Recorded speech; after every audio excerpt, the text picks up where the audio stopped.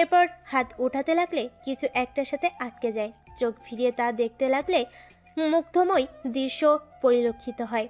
তার ছোট্ট বক্ষ পিঞ্জরে জানটা তার হাত ধরে কি সুন্দরভাবে ঘুমিয়ে আছে। এরপর হাতটা না নাড়িয়ে উঠতে লাগলো। পিঠের ব্যথায় টনটন করে ওঠে। তবু কোনো ট্রু শব্দ না করে মেঘের কাছে গিয়ে সামনের চুলগুলো সরিয়ে চুলের একপাশে ঠোঁট ছোঁয়ায়।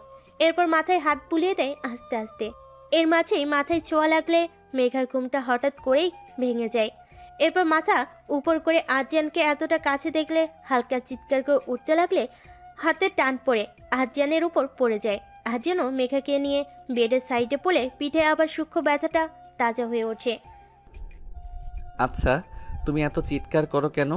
এই বয়সেই মনে হয় আমাকে হাটকালা হতে হবে। কানে হাত দিয়ে হালকা ঝাড়তে ঝাড়তে বলল আদ্রিয়ান। মেঘা তাড়াতাড়ি আদ্রিয়ান থেকে উঠে সোজা হয়ে দাঁড়ালো। এরপর টেবিল থেকে স্যুপের বাটি নিয়ে, ডক্টর আঙ্কেল বলল যে আপনার জ্ঞান ফিরলে স্যুপটা খাওয়াতে। আচ্ছা, তোমার কি কোনো কমন সেন্স নেই? কিসের কমন সেন্স? এই যে তোমার সামনে একজন অসুস্থ রোগী শুয়ে আছে, তার সাথে সে হাতে ব্যথা পেয়েছে, কিন্তু তুমি কি করছো? আমি এই ব্যথা নিয়ে নিজের হাতে করে কিভাবে খাবো? মেঘা নিজের কাছে নিজেই লজ্জা পেল। এরপর নিজেই বিছানায় বসে আদ্রিয়ানকে খাইয়ে দিল। এরপর ওষুধ খাইয়ে নিজের ওড়নাতেই মুখ মুছিয়ে দিল। মেঘার এরূপ কাজে খুবই অবাক হলো আদ্রিয়ান। শোনেন, এখন একটু রেস্ট নেন, অনেক রাত হয়েছে, আর কোনো প্রবলেম হলে ভাইয়াকে ডাকবেন, ঠিক আছে? আদ্রিয়ান অবাকাতর সাথে মাথা নাড়ল। এরপর মেঘা আদ্রিয়ানকে ঠিক করে শুইয়ে দিয়ে লাইট অফ করে ডিম লাইট জ্বালিয়ে দিয়ে দরজাটা ফিরিয়ে চলে গেল। কিন্তু রেখে গেল সুখ মিশ্রিত এক প্রেমিক পুরুষকে। আজ মেঘা নিজের হাতে নাস্তা বানাচ্ছে আদ্রিয়ানের জন্য। সে আদৌ বুঝতে পারছে না কেন করছে এসব, কিন্তু তার অনেক ভালো লাগছে এসব করতে। মনে হচ্ছে বসন্তের ছোঁয়া তার হৃদ মাঝারে দুলীয়মান ভাবে প্রকাশিত হচ্ছে। নতুন প্রেমের আগমন ঘটছে ওই ছোট্ট কুঠুরে। কারো চোখে মুখে হাসির জোয়ার তো কারোর চোখে ভয়ের আভাস। কিচেনে সার্ভেন্টের দাঁড় করিয়ে মেঘা এক হাতে আজ নাস্তা বানাচ্ছে। কিন্তু সেসব যদি আদ্রিয়ান স্যার জানতে পারে তাহলে তাদের চাকরি থেকে আউট করে দেবে। এত মানা করা সত্ত্বেও মেঘা ম্যামকে স্বর্ণ গেল না। সেসব ভেবে একজন সার্ভেন্ট তার কপালের ঘাম মুছল। এখন স্যার নিচে না আসলেই হলো। 2 ঘন্টার মধ্যে নাস্তা তৈরি করে ফেলো। রুটি, সবজি, ডিম, টোস্টার, ফলের জুস, এসব করে মেঘার নাজেহাল অবস্থা। মাথার কাপড়টাও সরাতে পারছে না। এদের সামনেই অস্বস্তি লাগছে। তাই তাড়াতাড়ি টেবিলে খাবার সার্ভ করতে বলে নিজের রুমে গেল ফ্রেশ হতে। ফ্রেশ হয়ে নিচে নামতে লাগলে দেখে আদ্রিয়ান সোফায় বসে পেপার পড়ছে। মেঘা মাথা নিচু করে আস্তে করে টেবিলের দিকে যেতে লাগলো। অমনি ভরাট কণ্ঠের পুরুষালী কণ্ঠ শুনতে পেল। মেঘ। হঠাৎ করে আদ্রিয়ানের মুখে মেঘ নাম শুনে হালকা কেঁপে উঠল। এই লোকটার মুখে নিজের এক এক সময়ে এক এক নাম শুনলেই কেমন জানি ভালো লাগা ছুঁয়ে যায়। এই যে এখনো নিজের নাম ধরে ডাকছে, এতেই মনে হচ্ছে কত আকুলতার মধ্যে দিয়ে তাকে ডাকছে। সার্ভেন্ট থেকে শুনলাম তুমি এখনো নাকি নাস্তা করনি। আসলে এত সকালে খেয়ে অভ্যেস নেই তো। সকাল 9টা বাজে, এখন তোমার জন্য এত সকাল মনে হচ্ছে? আদ্রিয়ানের হালকা উঁচু কণ্ঠের ধমক শুনে মেঘ মাথা নিচু করে রাখলো। এইদিকে আসো। হঠাৎ আদ্রিয়ানের এরূপ ডাকাতে আশেপাশে তাকিয়ে দেখলো। এরপর আদ্রিয়ানের দিকে তাকিয়ে লোকটার কি কোনো কমন সেন্স নেই? এইভাবে ডাকছে কেন? যদি কেউ দেখে ফেলে তখন তো তাকেই খারাপ ভাববে। এসব ভাবতে ভাবতে আদ্রিয়ানের কাছে গেলেও দূরত্ব নিয়েই দাঁড়ালো। আদ্রিয়ান এতক্ষণ মেঘকেই লক্ষ্য করেছে। মেয়েটা বেশি লজ্জা কাতুরে। এই যে তাকে ডাকাতে কেমন করে নিজের আক্ষি পল্লব চারিদিকে অবলোকন করছে। মেঘার নজর আদ্রিয়ানের দিকে পড়লে দেখে আদ্রিয়ান তার দিকে ভুরু কুঁচকে তাকিয়ে আছে। এরপর কুঞ্চিত ভুরু হালকা স্বাভাবিক করে আদ্রিয়ানের পাশে বসতে বলে মেঘকে। কিন্তু মেঘা তো মেঘাই, সে ওইখানে দাঁড়িয়ে আছে। কি হলো? বসতে বললাম যখন, তখন ওইখানে সঙ্গের মতো দাঁড়িয়ে আছো কেন? আদ্রিয়ানের আবার ধমক শুনে সুরসুর করে মেঘা কোনো কথা না বাড়িয়ে সুন্দর করে লক্ষ্মী মেয়ের মতো আদ্রিয়ানের থেকে কিছুটা দূরত্ব রেখে বসলো। আদ্রিয়ান পেপারটা রেখে ডান হাত মেঘার কোমরে গলিয়ে দিয়ে কাছে এনে কানের কাছে গিয়ে শুরু ভয় যে, এই যে জান, এখন তুমি হচ্ছ আমার প্রপার্টি। তোমার প্রতিটা নিঃশ্বাস আমার, প্রতিটা অনুভূতিও আমার। তোমার সব কিছুর মধ্যেই আমি অন্তর্নিহিত হব ধীরে ধীরে, আর সেই সব প্রতিক্রিয়াতেই তুমি বিমোহিত হবে ক্ষণে ক্ষণে। বলে মেঘার কানে লতিতে হালকা কামড় দিল। মেঘার সর্বাঙ্গ কাঁটা দিয়ে উঠল। মস্তিষ্কের নিউরনগুলো কেমন জানি অবশ মনে হচ্ছে। নিজের অনুভূতিগুলো কেমন জানি এলোমেলো লাগছে। এসব কিছু সহ্য করতে না পেরে নিজের ভর আদ্রিয়ানের উপর ছেড়ে দিল আর জোরে জোরে নিঃশ্বাস নিতে থাকে। মেঘাকে এরূপ দেখে আদ্রিয়ান রহস্যময় বাঁকা হাসে। এরপর মেঘাকে নিজের আরেকটু কাছে নিয়ে মাথায় হাত বুলিয়ে স্বাভাবিক হওয়ার জন্য সময় দেয়। কিছুক্ষণ পর মেঘা স্বাভাবিক হলে দেখে সে আদ্রিয়ানের বুকে মাথা দিয়ে অদৃশ্য হয়ে আছে। কিছুক্ষণ আগের কথা ভেবে তাড়াতাড়ি উঠে পড়ে। নিজের কাজের প্রতি নিজে বিরক্ত হয়। এরপর নিজেকে একটু স্বাভাবিক করে, কারণ আদ্রিয়ানের ওষুধের সময় হয়ে গেছে। টেবিলে নাস্তা দেওয়া হয়েছে, আপনি নাস্তা সেরে নিন। এরপর তো আপনার মেডিসিন নিতে হবে। তুমি তো আমার একমাত্র মেডিসিন, যেই মেডিসিনকে দেখলে আমি এমনিতেই সুস্থ হয়ে যাব। কৃত্রিম ওষুধের কি প্রয়োজন যেখানে জীবন্ত মেডিসিন উপস্থিত? ঠিক বুঝলাম না আপনার কথাটা। তোমার বুঝে কাজ নেই। ওই ছোট্ট মাথায় এসব প্রেশার দিতে হবে না। এখন তোমার কাজ শুধু আমাকে ঘিরেই। কি বলতে চেয়েছি বুঝতে পেরেছো? মেঘা মাথা নাড়িয়ে সম্মতি দিল, যেন কোনো পুতুলের সাথে কথা বলছে আর সে তার মালিকের উপদেশ নাকি আদেশ শুনছে, যা তার ছোট্ট মাথায় ঢুকছে না। এসব কিছু বাদ দিয়ে আদ্রিয়ানকে নাস্তা করতে বলো। কিন্তু হঠাৎ করে মেঘার মুখে এসব শুনে চরম আশ্চর্য হলো। এই মেয়েকে নিজে থেকে খাইয়ে দিতে হয়। সেই মেয়ে আজকে বউদের মতো খাবার খেতে বলছে। কিন্তু চেহারায় কোনো বিস্ময়ের রেশ না এনেই টেবিলে গেল খেতে।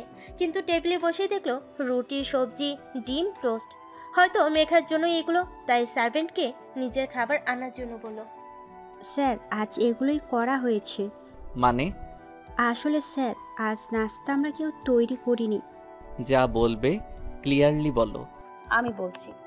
হঠাৎ মেঘের কথাই আদ্রিয়ানের দৃষ্টি মেঘার উপর পড়ল। মেঘা মাথা নিচু করে হাত কসলাতে কসলাতে, এখানে আসতে থেকে কোনো কিছুই করছি না, তাই খুব বোরিং লাগছিল, তাই আজকে এই নাস্তাগুলো করেছি।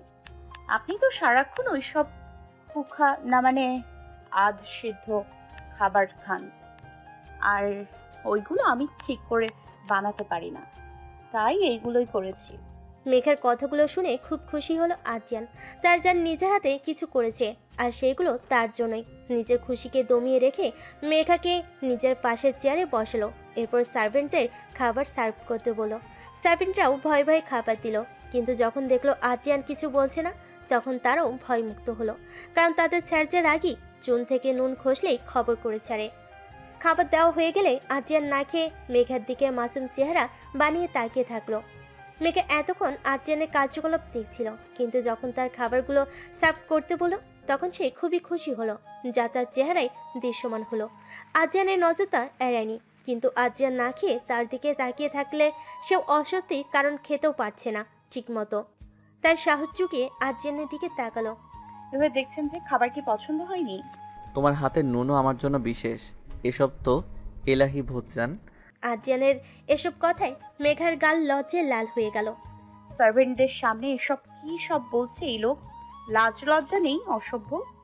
এখনো তো কিছুই করিনি জান। তুমি আমাকে এখনই অসভ্য বলছো? তাহলে একটু অসভ্যতা আমি করেই ফেলি, কি বলো?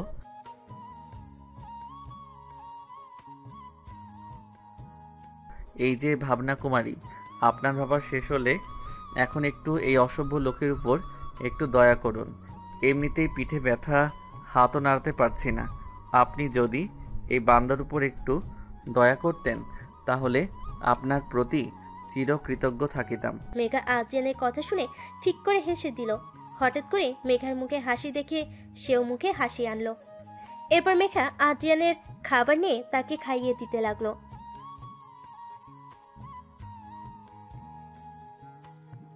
আদ্রিয়ানও তৃপ্তি সহকারে তার প্রেয়সীর হাতে খাচ্ছে। খাবারগুলো মজাই হয়েছে। তার মেঘা বানিয়েছে, মজা তো হবে। খাচ্ছে আর মেঘার দিকে অপলক দৃষ্টিতে তাকিয়ে আছে। মেঘজান, তুমি ফেঁসে গেছো আমার নেশার মায়াজালে। তুমি ফেঁসে গেছো। বন্দিনী তো আগেই ছিলে এই মঞ্জিলে, কিন্তু এখন তো আমার অন্তর্নীলে আটকে গেছো নেশাময় ভালোবাসার আসক্তিতে। কুয়াশার চাদর কাটছে রোদেলা পরশে। চারিদিকে বহমান হচ্ছে ফুলের সৌরভে। শুকনো পাতা ঝরছে তো নতুন পাতার উদয় হচ্ছে। বসন্তের ছোঁয়া আসছে বলে প্রকৃতি বসন্তকে বরণ না করলেও কারোর মনে কোটরে বসন্ত এসেছে খুব সূক্ষ্মভাবে। আলোড়ন হচ্ছে তার মনের অনুভূতিগুলো। যেন স্নিগ্ধ স্বর অন্তরালে কারোর প্রতিচ্ছবি ভাসছে। সেই ভাসমান স্রোতের মতোই সেও ভেসে যাচ্ছে প্রতিচ্ছবির সেই মানবের সাথে। ইস, এত কেন চঞ্চল হচ্ছে তার অনুভূতি? এইভাবে তো সে নির্লজ্জ হয়ে পড়বে প্রেমিক পুরুষটির কাছে। না না, নিজেকে সামলাতে হবে। কিন্তু যতই নিজেকে বকুক, মন কি তার মানবে অমানিসার প্রাপ্ত হওয়া নতুন নতুন সুপ্ত অনুভূতির উদয় হওয়া থেকে? মানবে না তো। বড্ড অসভ্য যে সেই মনটা। সেই দিনের পর থেকে প্রায় অনেকদিন কেটে গেছে। আজ যেন সুস্থ হয়ে উঠেছে। অবশ্য এর পেছনে মেঘার অনেকটাই অবদান আছে। তার খুব যত্ন করেছে, কিন্তু সেসব যে কেন করেছে তার সঠিক কারণ খুঁজে পায়নি। শুধু কি তাকে বাঁচিয়েছে বলে, নাকি কোনো কারণে? কিন্তু হয়তো এখন একটু হলেও বুঝতে পারছে তার মনের লোকানো অনুরক্তিগুলো। কিন্তু তার বহিঃপ্রকাশ কিভাবে করবে? এমনিতেই আদ্র যা পাগলামি করে ওর সাথে, যদি তার মনের কথা প্রকাশ করে দেয় তাহলে তো আরো বেশি। বলে দুহাত দিয়ে তার মুখমণ্ডল ঢাকলো। ভাবতে লজ্জা লাগছে, সামনাসামনি হলে কি করবে সে? মরে যাবে। স্যার, আদ্রিয়ান স্যারের গার্লফ্রেন্ডের সম্পর্কে ডিটেলস কালেক্ট করে এনেছি। এই ফাইলেই সব কিছু বর্ণিত আছে স্যার। বলে সামনে লোকটিকে ফাইলটি দিয়ে দিল। লোকটি ফাইল নিয়ে খুলতেই কারোর হাস্যোজ্জ্বল চেহারা দেখে আটকে পড়েছে। মাথায় শুভ্র ওড়না দিয়ে ঘোমটার আড়লে ছোট্ট এক মুখশ্রী, যার আবডালে মায়ের সাগর রঞ্জিত। প্রায় কয়েক মিনিট তাকিয়ে থাকলো এক ধ্যানে, যেন এত বছর না দেখার তৃষ্ণা মিটাচ্ছে। স্যার স্যার সাহেবের ডাকে হঠাৎ করে লোকটার ধ্যান ভাঙল। কি হয়েছে? গম্ভীরভাবে বলল সেই লোকটি। না মানে স্যার, মেয়েটি তো এখন আদ্রিয়ান স্যারের সাথেই তার প্যালেসে আছে। আর কিছুদিন আগে তাদের উপর হামলা হয়েছিল। ভাগ্য ভালো হয়তো, তাই কারো তেমন কিছু হয়নি। হতেও দিব না। আর মেয়েটি কি বলছো? ম্যাম বলবে। আজ থেকে ম্যামের উপর যতটুকু পারো নজর রাখবে, কোনো কিছু যাতে তার উপর বর্ষিত না হয়। কিন্তু স্যার, নজর কিভাবে রাখবো? আদ্রিয়ান স্যার যেভাবে ওনাকে প্রোটেকশন দিয়ে রেখেছে। ঠিক আছে, আপাতত যতটুকু পারো ইনফরমেশন নাও। আর হ্যাঁ, আদ্রিয়ানের প্রত্যেকটা খবর আমাকে জানাবে। সে কি করছে না করছে, এভরিথিং। আর বাংলাদেশে যাওয়ার টিকিট কাটো। এখানে পেন্ডিং কাজগুলো যত দ্রুত সম্ভব শেষ করো। Got it? Yes sir. এখন নিজের কাজে যাও। শায়দ বের হয়ে যাওয়ার পর লোকটি আবার ফাইলের মধ্যে থাকা মেঘার ছবিটি নিয়ে বিশাল বড় বেলকনিতে গেল, যা লন্ডনের এক অভিজাত ঘেরা শহর থেকে একটু দূরে অবস্থিত। লোকটি হাত মেলে প্রাণ ভরে নিঃশ্বাস নিল। কে তুমি, প্রিন্সেস? তোমার মাঝে কি আছে? প্রথম দেখাতেই আকৃষ্ট করছো। দেখে তো বাচ্চা মনে হচ্ছে, কিন্তু এই বাচ্চারূপ দেখিয়ে প্রাপ্তবয়স্ক পুরুষটিকে বিমোহিত করছো। একদম ঠিক করনি। এর জন্য তো তোমাকে আমার পাশে থাকতে হবে। হ্যাঁ প্রিন্সেস, যে করেই হোক তোমাকে আমার রাজ্যে খুব জলদি নিয়ে আসবো। বলে ওয়াইনের গ্লাসে চুমুক দিয়ে পুরোটাই খালি করে ফেলো। এরপর মেঘার ছবিটিকে নিজের ব্যক্তিগত কাবাটে রেখে কাউকে ফোন করে কিছু বলে নিজের কাজ করাতে লাগলো। আচ্ছা তম্বি, মেঘার কোনো খোঁজ জানিস? এতদিন হয়ে গেল মেয়েটার কোনো খোঁজ নেই। সামনে পরীক্ষা, মেঘা তো পড়াশোনা নিয়ে খুব সিরিয়াস থাকে। কি হলো বলতো? আমিও তো বুঝছি না কি হচ্ছে। ও তো বললো তার কোনো আত্মীয়ের বাড়িতে গেলে আমার সাথে যোগাযোগ করবে, কিন্তু কি হলো কিছুই বুঝতে পারছি না। অনেকবার ফোন দিয়েছি, কিন্তু মেঘার ফোন বন্ধ পাইতেছি। আর আঙ্কেলের কি হচ্ছে কিছুই বুঝতে পারছি না। তনি আর তার এক ক্লাসমেট অরফ ফ্রেন্ড নোরা কথাগুলো বলছিল আর রেস্টুরেন্টে যাচ্ছিল। তনি এই কয়দিনে নিজেকে সামলিয়েছে। এর পুরো কৃতিত্ব তার মায়ের। ভাগ্য করে এমন মা পেয়েছে সে। এখন আর প্রেম ভালোবাসাকে বিশ্বাস করে না। আপাতত ফোকাস পুরোটাই পড়াশোনাতে লাগিয়েছে। আর মন খারাপ করলে মেঘার কথা মনে করে। সত্যি, মেঘা থাকলে তার দিনগুলো অনেক ভালো যায়, কিন্তু তাকে ছাড়া পাঞ্ছে লাগে জীবনটা। তনি রেস্টুরেন্টে যখন ঢুকেছিল, তার পাশে কেউ একজন তার সাথে ঢুকতে লাগলে দুজনেই ধাক্কা খায় একে অপরের সাথে। তনি বাহুতে ব্যথা পেলে চিল্লিয়ে ওঠে। ও মা গো, এই কোন উগান্ডারে আমার হাতকে ভেঙে রেস্টুরেন্টে ঢুকবে নাকি? চোখ কি অন্ধ নাকি? এত বড় মেয়েকে দেখতে পান না? কোথা থেকে চলে আসে এসব? উফ, আমার হাত! বলে আর্তনাদ করতে লাগে। এই যে ঝোঁকরুটে মিস, আমি না নয় দেখতে পাই না তো আপনার চোখ কি হাতে নিয়ে হাঁটেন? তনি চোখ তুলে সামনের মানুষটাকে দেখে মুখে বিকৃতি করে। এরপর তেড়ে যায় আশরাফের দিকে। আশরাফ ক্লায়েন্টদের সাথে মিটিংয়ে ছিল, যার জন্য এই রেস্টুরেন্টে আসা। কিন্তু হঠাৎ করে এসব হওয়াতে সে ভীষণ বিরক্ত হচ্ছে। কি বললেন আপনি? আবার আপনি আমাকে ঝগড়া বলছেন? আমি কি ঝগড়া করি নাকি? না না, আপনি কেন ঝগড়া করবেন? আপনি তো অথৈ থেকে উঠে আসা কাঙ্গালি মাঝি। মাঝিরা ঝগড়া করে নাকি? ঝগড়া করে তো কাঙ্গালিরা। মানে? মানে কিছুই না। এখন আপনার সাথে ঝগড়া করার সময় নেই। আপনার হয়তো অফুরন্ত সময় আছে মানুষের সাথে ঝগড়া করতে, কিন্তু আমার নেই মিস। বলে আশা ভেতরে ঢুকে গেল। আর তনি জিতে হাত মুট করে ফেল। কত বড় সাহস লোকটার! আমাকে কথা শুনিয়ে চলে গেল। রাগে চোখে জল চলে আসলো। তনি একটা সমস্যা, রাগ উঠলেই চোখে পানি চলে আসে। এই তুমি, কি হলো? ভেতরে চল। আমার একটা ফোন আসছিল, তাই আমি কলে কথা বলছিলাম। আমি তো আরও ভেবেছি তুই ভেতরে গিয়ে খাবার অর্ডার দিয়ে বসে আছিস, কিন্তু তুই তো ভেতরে যাসনি। কি হয়েছে? কিচ্ছু হয়নি। আমার ভালো লাগছে না রে, আজকে বাসায় চলে যাব। আরেকদিন না হয় খেয়ে আসবো, প্লিজ। আরে এতে তো প্লিজ বলার কি আছে, আজব। আচ্ছা চল। ওরা দুজনেই নিজেদের বাসায় যাওয়ার জন্য রওনা দিল। এইদিকে আশা আবার বের হয়ে তন্নির যাওয়ার দিকে তাকিয়ে থেকে মুচকি হাসলো। ধাক্কাটা সে ইচ্ছে করেই দিয়েছে। ঝগড়ুটে মেয়েটার সাথে একটু ঝগড়া করার ইচ্ছে হলো। সে যাই হোক, আপাতত ক্লায়েন্টের জন্য আবার ভেতরে ঢুকলো। আজকে একটা ডিল সাইন করবে। আজান আপাতত অন্য কাজে ব্যস্ত থাকায় তার উপর দায়িত্ব দিল। রাত 12টায় আজান মাত্রই ফিরল। আজকে অনেকগুলো মিটিং অ্যাটেন্ড করতে হয়েছে, যার জন্য তার মেঘপরি খবর নিতে পারলেও এক পলক চোখের দেখা দেখতে পায়নি। তাই তাড়াতাড়ি সিঁড়ি বেয়ে উঠে মেঘার রুমের সামনে দরজাতে দাঁড়িয়ে দেখলো দরজা ভেতর থেকে হালকা ফেরানো। এরপর দরজা হালকা খুলে ভেতরে ঢুকলো। আশেপাশে চোখ বুলিয়ে মেঘাকে কোথাও খুঁজে পেল না। কোথায় গেল মেয়েটা? এতক্ষণই তো ঘুমিয়ে পড়ার কথা। ওয়াশরুমে দেখলো আছে কিনা, না নেই। এরপর কি মনে করে বেলকনিতে গিয়ে দেখলো মেঘা তার জন্য আনা দোলনায় হেলান দিয়ে বসে বাচ্চাদের মতো গুটি মেরে ঘুমাচ্ছে। দেখো মেয়ের কাণ্ড, এত বড় একটা রুম দিলাম শোয়ার জন্য, আর মহারানী কিনা বাইরে এই ঠান্ডার মধ্যে এখানে ঘুমাচ্ছে। বলে আদ্রিয়ান মেঘার নিকটে গিয়ে মেঘার সামনে হাঁটু গিয়ে বসলো। এরপর মেঘার সামনে ছোট ছোট দলীয়মান চুলগুলো কানে পিছে গুজে দিল। আর আদ্রিয়ানের হাতের স্পর্শ পেয়ে মেঘা হালকা কেঁপে উঠল। আদ্রিয়ান কিছুক্ষণ মেঘার দিকে তাকিয়ে খুবই সাবধানে কোলে তুলে নিল। মেঘাও দুই হাতে আদ্রিয়ানের গলা জড়িয়ে ধরে ঘাড়ে মুখ গুজলো, সাথে নাক আর মুখ দিয়ে ঘাড়ে ঘষতে লাগলো। আদ্রিয়ানের চলার পথ হঠাৎ করেই থমকে গেল। হঠাৎ করে প্রিয় সত্তার স্পর্শ যেন পুরুষালী সত্তাকে জাগিয়ে তুলছে। আদ্রিয়ান সামান্য ঢুকিল, মেয়েটা পাগল করে ছাড়বে। এখন যদি মেঘা জেগে কাজটা করতো, তখন তো কিছু একটা অঘটন ঘটতো। কিন্তু এখনো যেন দায় পড়ে যাচ্ছে। আদ্রিয়ান তাড়াতাড়ি মেঘকে রুমে এনে ঠিক করে শুয়ে দিয়ে চাদর টেনে রুম থেকে বের হয়ে গেল। এরপর নিজের রুমে এসে ওয়াশরুমে ঢুকে চোখে মুখে পানি চাপড়ে দিল। অনেকক্ষণ পর তোয়ালে দিয়ে মুখ মুছতে মুছতে বের হলো। সার্ভেন্ট কফি দিয়ে গেলে তা নিয়ে খেতে খেতে মেঘার বড় একটি ছবির নিকট যায়, যা সাদা কাপড় দিয়ে ঢাকা। আদ্রিয়ান সেটি সরিয়ে মেঘার ছবির দিকে তাকিয়ে কফি খেতে থাকে। হ্যাঁ, ছবিটি মেঘার ঘুমন্ত চেহারার, যা কিছুদিন আগে আদ্রিয়ান তুলেছিল। তুমি এত ছোট হলে কেন স্নিগ্ধপরি? এই যে আজকে যদি আমি নিজেকে না সামলাতাম, তাহলে তো অঘটন একটা ঘটে যেত। তখন তো তুমি আমাকে দোষ দিতে, হয়তো আমার থেকে আরও দূরে সরে যেতে। মম, আমি চাই না আমার একটা ভুলে তুমি আমার থেকে দূরে সরে যাও। তার জন্য আমার যা করতে হয় তাই করব জান। অপেক্ষা খুব ভয়ানক জান, মনের ওই নরম জিনিসটা সহ্য করতে পারে না। যার আদলের ভালোবাসার ছায় এতদিন ছিল, কিন্তু তার সাথে আজ প্রায় 1 মাসের উপরে হলো কোনো কথা হয় না। কেমন আছে সে তাও জানে না।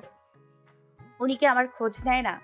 হয়তো নেয়, কিন্তু খোঁজ না পেয়ে কি অনেক কষ্ট পাচ্ছে? ভেবে মেঘার চোখের এক ফোঁটা অশ্রু তার অজান্তেই গাল পেয়ে গেল। এরপরটা ধীরে ধীরে বাড়তে লাগলো। দক্ষিণা হওয়ার তালে তার চুলগুলো উঠছে স্বাধীনভাবে, যেন মুক্ত কোনো উড়োচিটির ন্যায় উড়ে বেড়াচ্ছে তার সম্মোহন চাদরে। কিন্তু সেই সম্মোহিত কিশোরী কন্যার মন যে বড্ড উদাস। তার প্রিয় মানুষটির কথা খুব মনে পড়ছে। ইচ্ছে করছে ওই মায়াপুরের রাজ্য থেকে ছুটে তার আব্বুর ছোট্ট কোঠরে ফিরে যাক। বলে কি যাওয়া যায়? অনেক তো চেষ্টা করেছে, কিন্তু পায়নি। বিপরীতে কারোর মায়ের চাদরে মিশে যাচ্ছে ধীরে ধীরে। কিন্তু এ যে অন্যায়। কারোর সাথে পবিত্র বন্ধনে না জড়িয়ে তাকে মন দেওয়াটা যে অন্যায়ের মধ্যে পড়ে। সে যে পরপুরুষ বলে গণ্য হয়, কিন্তু তারই বা কি করা আছে? নতুন জাগ্রত অনুভূতিগুলো যে তার জন্য খুবই বিশেষ মনে হচ্ছে, যেটাকে হয়তো কারোর প্রতি আসক্ত হওয়ার অনুভূতি বলে। অনেকক্ষণ ধরে মেঘার রুমের বেলকনিতে দাঁড়িয়ে দাঁড়িয়ে এসব ভাবছিল আর চোখের অশ্রু পড়ছিল। তার আব্বুর সাথে এখনো আসা পর্যন্ত কথা হয় না। চুরি করে সার্ভেন্টের মোবাইল দিয়ে অনেকবার ফোন দিয়েছিল, কিন্তু বারবারই বন্ধ পেয়েছে। কি জানি কেমন আছে তার আব্বুটা। পরে আবার মনে পড়লো যে তার আব্বু তো বাইরের দেশে আছে, সিম তো বাংলাদেশি হবে না, তাই ওখানকার নাম্বার তো নেই। নিজের ফোনটা থাকলে হয়তো আব্বু নতুন নম্বর থেকে কল আসতো, কিন্তু ফোনটাও তো কাছে নেই, কোথাও রেখেছে ওই কনটাতে কে জানে। আদ্রিয়ান বাসে এসে সরাসরি মেঘার রুমে ঢুকে বেলকুনিতে গেল। এরপর মেঘাকে ডান বাহু শক্ত করে ধরে রুমে এনে সামনের দিকে ফিরিয়ে জোরে একটি থাপ্পড় মারল। থাপ্পড়ের ছোটে মেঘা বিছানায় পড়ে গেল। হঠাৎ করে কি হলো কিছু বুঝতে পারল না। কিছু বোধগম্য হওয়ার আগেই মেঘাকে শোয়া থেকে উঠিয়ে সামনে দাঁড় করিয়ে, ওড়না ছাড়া বেলকনিতে কেন দাঁড়িয়েছিলি? শরীর দেখানোর জন্য? চিৎকার করে রক্ত রঞ্জিত চোখে বলল আদ্রিয়ান। তার কপালের রগগুলো ফুলে সবুজ বর্ণ ধারণ করেছে। চোখ মুখের অবস্থা দেখলে হয়তো কারোর অবস্থা শোচনীয় থাকবে না, এতটাই ভয়ঙ্কর লাগছে তাকে। কি হলো, চুপ করে আছিস কেন? চুল মেলে দিয়ে ওড়না ছাড়া তুই বেলকনিতে কেন গিয়েছিলি বল? কার থেকে পারমিশন নিয়ে তুই এই বেশে গিয়েছিলি বল? আদ্রিয়ানের এক একটা চিৎকার মেঘাকে কাঁপিয়ে দিচ্ছে। মেঘার অবশ্য ভয় আর ব্যথায় কিছুটা মাথায় ঢুকছে না। এক তো আদ্রিয়ানের থাপ্পড়, আর এখন বাহুতে জোরে চেপে ধরা, সব মিলিয়ে ছোট্ট জানটার না জান বেরিয়ে যায়। তবুও বহু কষ্টে মেঘা অশ্রুসিক্ত চোখে আদ্রিয়ানের দিকে তাকালো। আমি তো মেঘা হিসকির জন্য কিছুই বলতে পারছে না, সব গলায় আটকে যাচ্ছে। তোর এতই যখন শরীর দেখানোর ইচ্ছে, তখন ঠিক আছে, আমাকেই তোর শরীর দেখা। বলেই মেঘার কোনো কথা না শুনেই বিছানায় ফেলে দিল। এরপর মেঘার উপর অধঃস্ব হয়ে হাত দুটো মাথার উপরে জোরে করে রেখে এলোপাতাড়ি কিস করতে লাগলো। এক পর্যায়ে কামিজের বুকের অংশে হালকা টেনে গলায় কিস করতে করতে জোরে জোরে কয়েকটা কামড় দিল। মেঘা এতটাই ভয় পেল যে সে কোনো প্রতিক্রিয়া করতে ভুলে গেল। কিন্তু কিছুক্ষণের মধ্যেই যখন হুঁশে আসলো, তখন আদ্রিয়ানকে ছাড়ানোর চেষ্টা করলো, কিন্তু এই বলিষ্ঠ শরীরের সাথে পেরে ওঠা অসম্ভব। আর এসব হঠাৎ আক্রমণ, আর এখন এসব কিছুই ছোট্ট শরীরটা সহ্য করতে না পারে একসময় জ্ঞান হারায়। কিন্তু তখনও আদ্রিয়ানের হুঁশ আসলো না, সে ব্যস্ত তার রাগ মেটানোর। যদি সে তার হুঁশে থাকতো তাহলে হয়তো বুঝতো সে কত বড় ভুল করতে যাচ্ছে। যখন দেখলো ছোট্ট প্রাণটার নড়াচড়া করছে না, তখনই আদ্রিয়ানের হুঁশ আসে মেঘার দিকে তাকিয়ে দেখলো তার চোখে মুখে কোনো নড়াচড়ার প্রাদুর্ভাব নেই। হঠাৎ করে বুকে মোচড় দিয়ে উঠলো। এরপর আস্তে আস্তে মেঘা থেকে উঠে মেঘার বিছানার কিনারে বসে মাথার চুলগুলো খামচে ধরল। সে কি করতে নিচ্ছিল ভেবেই অন্তরাত্মা শুকিয়ে গেল। সে তার স্নিগ্ধ পরীকে অপবিত্র করতে যাচ্ছিল। কি করতে যাচ্ছিল সে ভেবে নিচে বসে হাতটা টাইলসে জোরে জোরে বাড়ি মারতে থাকলো। বাড়ি মারতে মারতে হাতের নরম চামড়াগুলো ফেটে তার ভেতরের রঞ্জিত পদার্থগুলো বের হতে লাগলো এরপর থেব্রভাবে। আর টাইলসে তার বহিঃপ্রকাশ পেল। হঠাৎ করে মেঘার কথা মনে পড়ল। তাড়াতাড়ি মেঘার কাছে গিয়ে ধরতে লাগলে তাকে আর স্পর্শ করলো না।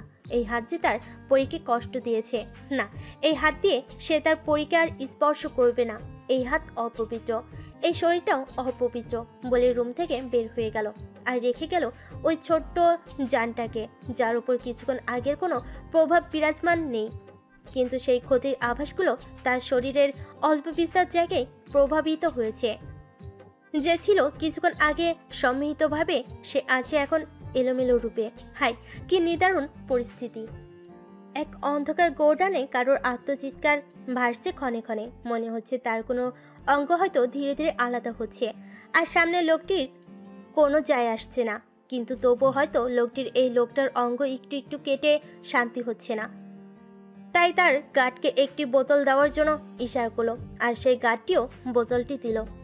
এরপর হাতে গ্লাভস পরে বোতলটি খুলে আস্তে আস্তে সেখান থেকে একটু একটু তরল পদার্থ লোকটির মুখে, হাতের গলায়, বুকে ফেলতে লাগলো। আর লোকটি মৃত্যু যন্ত্রণার মতো চিৎকার করতে লাগলো। এরপর একটা চাকু গরম করে এনে তা আগুনে পুড়ে চোখের ভেতর ঢুকিয়ে দিয়ে চোখ উগলিয়ে ফেললো। এরপর অন্য চোখটিও উগড়ালো। এরপর তাতেও তরল পদার্থটি ঢাললো। কি এক জঘন্য অবস্থা! গার্ডদের মধ্যে কেউ কেউ এসব দেখে মুহূর্তেই বমি করে দিল, কিন্তু স্যারের ভয়ে তাড়াতাড়ি মুখ ধরে বাইরে বেরিয়ে গেল। এরপর রিভলভার বের করে লোকটির কপালে, পেটে, বুকে 5টা গুলি করলো। এরপর লোকটি বের হয়ে গেল সেই গোডাউন থেকে। গার্ডদের বলে গেল যাতে লোকটিকে তার প্রিয় পোষা প্রাণী সিমজানোকে দিতে, যে আপাতত 2 দিন ধরে অভুক্ত। তাজা রক্তের মানুষ পেলে তারও খুব তৃপ্তি মিটবে বলে লোকটি গাড়িতে উঠে চলে গেল। আর এদিকে গার্ডরা তার কথা মতো কাজটা করতে লাগলো। সকালে স্নিগ্ধ রোদের আলোড়নের প্রভাবে মেঘার ঘুম ভাঙলো, কিন্তু শরীরটা খুব দুর্বল লাগছে, যার জন্য প্রথমে উঠতে গেলেও হঠাৎ করে মাথা ঘুরিয়ে উঠল। বলা বাহুল্য, কাল এত কিছুর প্রভাবে প্রচণ্ড জ্বরের শিকার হয়েছে। এখন কেমন লাগছে মামুনি? হঠাৎ করে মেয়েলি কণ্ঠস্বর শুনে চমকে উঠল। এরপর বাম দিকে তাকিয়ে দেখল একজন মধ্যবয়স্ক মহিলা। খুবই লাবণ্য আছে মহিলাটির শরীরের প্রত্যেক অঙ্গে। যুবতী বয়সে নিঃসন্দেহে খুবই সুন্দরী ছিলেন, দেখে মনে হচ্ছে ডক্টর। মহিলাটি মেঘার পাশে বসে মেঘার মাথায় হাত বুলিয়ে দিল।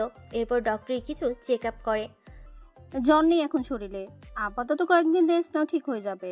আর হ্যাঁ, একদম ঠান্ডা লাগাবে না, তা না হলে জ্বরটা আবার বাড়বে। আপনি কে আন্টি? আপনাকে তো চিনলাম না। এই রাখো, আমি তো তোমাকে পরিচয় দিইনি। আমি সেই ফ্যামিলির বয়স্ক জের্জা ডক্টর, যার দেখাশোনা 10 বছর ধরে করেছি, এখন তোমারও করছি। তুমি তো খুব মিষ্টি দেখতে, অবশ্যই এর আগেও তোমাকে দেখে গিয়েছি আমি। তুমি তখন অসুস্থ ছিলে, তাই পরিচিত হতে পারিনি। আচ্ছা শোনো, আমার একটা এমার্জেন্সি অপারেশন আছে, আমি এখন আসি, বিকেলে আবার আসবো। আমি রেণু খালাকে সব বুঝিয়ে দিয়েছি, উনি তোমাকে ওষুধপত্র খাইয়ে দেবে। লক্ষ্মী মেয়ে একটা। বলে মাথায় হাত বুলিয়ে বের হয়ে গেল। রেণু হচ্ছে এই পরিবারের বিশ্বস্ত কেয়ারটেকার, যে এতদিন গ্রামের বাড়িতে ছিল। কাল রাতে আর্যেন জরুরি তলবে নিয়ে আসছে। রেণু খালাও তাড়াতাড়ি মেঘাকে ধরে ফ্রেশ করিয়ে দিল। এরপর একটু বসতে বলে নিচে গেল চুপ আনতে। এদিকে মেঘা ভাবছে অন্য কিছু। কাল রাতে হঠাৎ করে এত কিছু হওয়ার পরও আর্যেনের প্রতি রাগ না উঠে তার জন্য চিন্তা হচ্ছে। মনে হচ্ছে তার প্রেমিক পুরুষটি কষ্টে আছে। এতক্ষণ হয়ে গেল, কই তাকে তো দেখতে আসলো না। ঠিক আছে কি মানুষটা? সন্ধ্যার সন্ধিক্ষণ সময়ের দক্ষিণা হাওয়া বইছে বাতাসের তালে। তার এই বহমান স্রোতের মতোই কেউ একজন তার অপেক্ষায় অধীর আগ্রহে চেয়ে আছে শুভ্র মেঘ বিস্তৃত গগনে। সবাই অপেক্ষার অবসান ক্ষীণ হলো, তাই যার যার নীড়ে ফিরে যাচ্ছে। কিন্তু অবুঝ মনে কিশোরীর অপেক্ষার অবসান যে ঘটছে না। কিছুক্ষণ বেলকুনিতে কাটিয়ে রুমের মধ্যে প্রবেশ করলো। এরপর অজু করে নামাজ আদায় করে নিল। জায়নামাজ ঘুচিয়ে রেখে টেবিলে পড়তে বসলো। সামনেই পরীক্ষা। আদ্রিন আসফকে বলে গতকালকেই বইগুলো এনে রেখেছিল। গতকাল থেকে নাকি হোম টিউটর আসবে। লোকটি সবকিছু দেখভাল রাখছে তার, কিন্তু সবচেয়ে বাহিক্যভাবেই হচ্ছে। তার ছোট্ট মন কুঠিরে যে সুপ্ত ইচ্ছেগুলো জাগছে, সেগুলো কি দেখছে? দেখেনি তো। দেখলে কি এই মেয়েটাকে কষ্ট দিতে পারতো? সে ঘটনার পর আজ প্রায় 7 দিন হয়ে গেছে, কিন্তু আর্যেন একটিবারও তার সাথে দেখা করেনি। কিন্তু তার যখনই সেই ঘটনার পর 3 দিন জ্বর ছিল, তখন ডক্টর হতে শুরু করে খাবার পর্যন্ত সবকিছুই করেছে। আগে সকালে নাস্তা আর রাতের খাবার একসাথে খেত, কিন্তু এখন তো খাবার টেবিলে দেখা তো দূর, লোকটাকেই দেখছে না। মেঘা সকালে ঘুম ভাঙার আগেই চলে যায়, আবার রাতে ঘুমিয়ে পড়ে বাড়িতে ফিরে। এইসব সে রেণু খালা থেকে শুনেছে, কিন্তু আজও এমন কেন করছে ওর সাথে? এসব ভাবছিল আর পরের টেবিলে বসে কলম দিয়ে খাতায় আঁকিবুকি করছিল। আজকাল মনটা বড্ড উদাসীন থাকে। এই উদাসীন মন নিয়ে সে কিভাবে পড়াশোনা করবে? আদ্র, আদ্র আপনি কোথায়? জানি না কেন আপনাকে বড্ড মনে পড়ছে। ইচ্ছে করছে আপনাকে সামনে বসিয়ে রেখে বেঁধে রাখি আর আপনার সাথে অনেক কথা বলি, কিন্তু পুরো আপনিটাই তো নেই। কিভাবে পূরণ করব আমার মনের এই অযাচিত ইচ্ছেগুলো? আর্জেন অফিসে বসে বসে মেঘার উদাসীন মুখ দেখছে আর মুচকি মুচকি হাসছে। যাই হোক, এই দূরত্বটা ভালোই কাজে লেগেছে। তার স্নিগ্ধ পরি তাকে না দেখতে পেয়ে তাকে নিয়ে কেমন উদ্ভট চিন্তা করছে ভেবে মনের ভেতর প্রশান্তির একটা নিঃশ্বাস নিল। আসলে এতদিন নিজেকে মেঘার সামনে অপরাধী মনে হয়েছিল। ও যে এরকম অমানুষের মতো আচরণ করেছে, এতে হয়তো ভেবেছিল মেঘা তাকে আরো বেশি ঘৃণা করবে, কিন্তু সেটি হয়তো নিয়তি চায়নি। তাই দূরত্বটা রাখা ভালো মনে করেছিল তার অব্যক্ত মন। কিন্তু দূরত্ব থাকলেও মেঘার ঘুমের ঘরে তাকে দেখে আসতো। আর মেঘার রুমে যেহেতু আগে থেকে সিসি ক্যামেরা আছে, তাই তাকে সবসময় খেয়াল রেখেছে। আর মেঘার অব্যক্ত কথাগুলো শোনার জন্য মাইক্রোসফটের চিপ টেবিলের নিচে লাগিয়ে রেখেছিল, যার জন্য মেঘার কথা স্পষ্ট শুনতে পারে। আর একটু দূরত্ব সহ্য করো জান, এরপর আর কখনো তোমাকে আমার পিঞ্জর থেকে বের করব না। এখন শক্ত করে আটকে রাখবো যে কখনো আমাকে ছেড়ে যেতেই পারবে না। এক ধাপ আমি এগিয়েছি তোমাকে কাছে পাওয়ার জন্য, যা তোমার অগোচরেই হয়েছে। এখন শুধু তোমার মনের জায়গা করাটা বাকি, তারপর সব কিছুর খোলাসা হবে স্নিগ্ধ পরি।